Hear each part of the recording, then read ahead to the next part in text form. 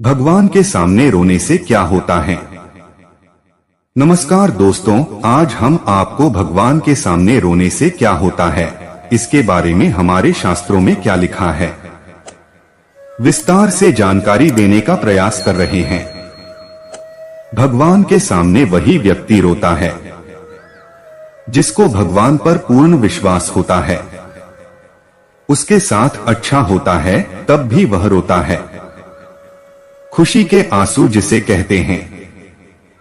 और यदि वह बहुत दुखी होता है तो भी वह रोता है। वह हर स्थिति में भगवान को याद करता है।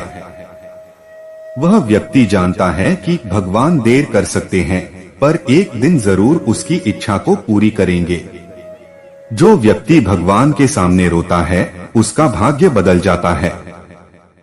उस पर भगवान की कृपा होने लगती है।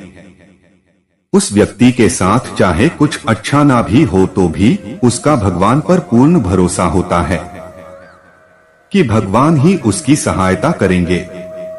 वह हर दुख में भगवान को याद करता है और सुख में भी भगवान को नहीं भूलता। उस व्यक्ति का मन पवित्र होने लगता है और उसके अंदर आध्यात्म का विकास होने लगता है और उसका मन भगवान की भक्ति में लगने लगता है।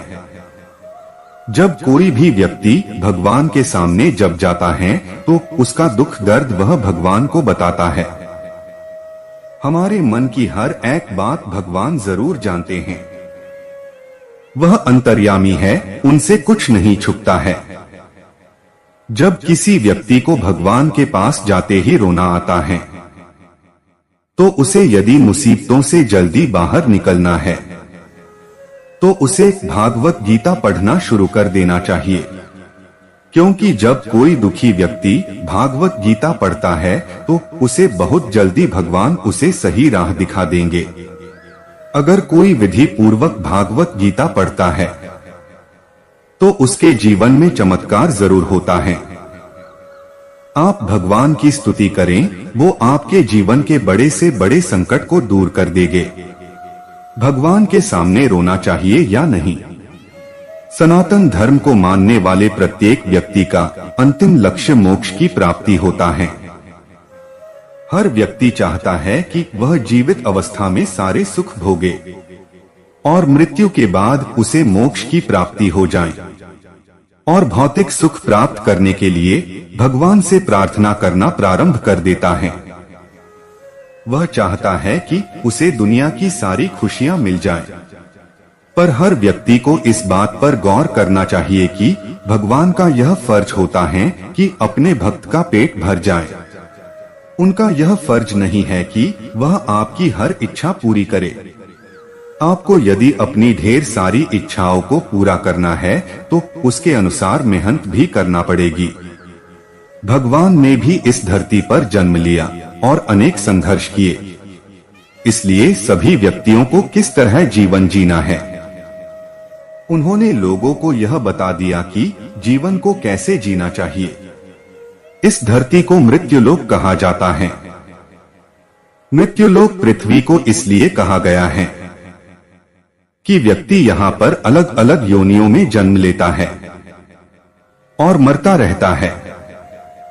और 84 लाख योनियां होती हैं जिसमें से मनुष्य का जन्म बहुत मुश्किलों के बाद बहुत सी योनियों में भटकने के बाद मिलता है। खाना पीना, बच्चे पैदा करना तो जानवर भी करते हैं, पर मनुष्य का जन्म बहुत से महत्वपूर्ण उपदेशों के लिए होता है। इस धरती पर हम मौज मस्ती करने के लिए नहीं पैदा हुए हैं। इस धरती पर व्यक्ति अपने अच्छे बुरे कर्मों के फल को भोगने के लिए जन्म लेता है। और जो व्यक्ति अच्छे कर्म करता है और नेकी और भलाई का काम करता है और भगवान की भक्ति सच्चे मन से करता है तो उसे भगवान की प्राप्ति होती है।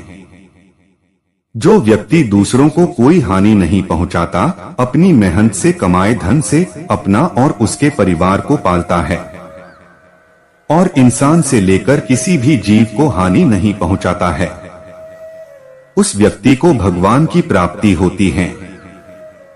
इसका मतलब यह नहीं है कि आप पर कोई हमला कर रहे हैं और आप चुपचाप सहन कर ले। भगवान ने साथ ही साथ यह भी उपदेश दिया है कि आप पर यदि कोई अत्याचार कर रहा है तो उसके खिलाफ आपको आवाज उठानी चाहिए, अन्याय नहीं सहन करना चाहिए। भगवान कृष्ण ने अर्जुन को युद्ध करने के लिए उपदेश दिया था कि कायर व्यक्ति की तरह जीवन नहीं जीना चाहिए। यदि अपने साथ कुछ गलत हो रहा है तो उसको सहन करना कायरता होगी। जो ईमानदारी पूर्ण जीवन जीता है, इस तरह के व्यक्ति पर भगवान की विशेष कृपा होने लगती है।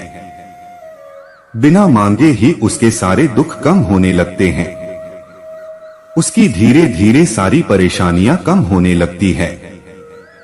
वह अपने मन में सदैव अपने इष्ट देव का ध्यान करने लगता है और उसे लगता है कि भगवान मेरे साथ है। उसके साथ बुरा होता है तो भी वह भगवान की इच्छा समझता है और अच्छा होता है तो भी वह भगवान की कृपा समझता है।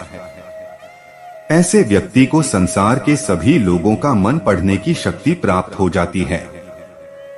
वह सही और गलत लोगों को आसानी से पहचान जाता है और उसका स्वभाव दूसरे लोगों की तुलना में बहुत ही अलग होता है।